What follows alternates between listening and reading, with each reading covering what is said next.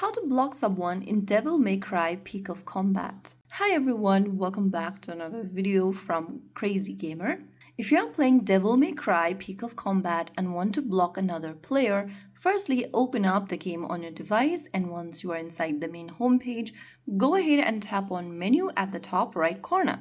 Now click on Friends. From the Friends tab that appears on the screen, go ahead and click on the friend list and pick one of your friend. Once you find the person and open up their info section, click on Block and confirm by tapping Confirm to block the contact. You can also repeat this process by finding any player and tapping on their profile and click on Block. So that's how you can easily block a player in Devil May Cry. So that's how you do it. If you found the video helpful, don't forget to like, share, and subscribe to our channel. I will see you again in the next video. Thank you for watching.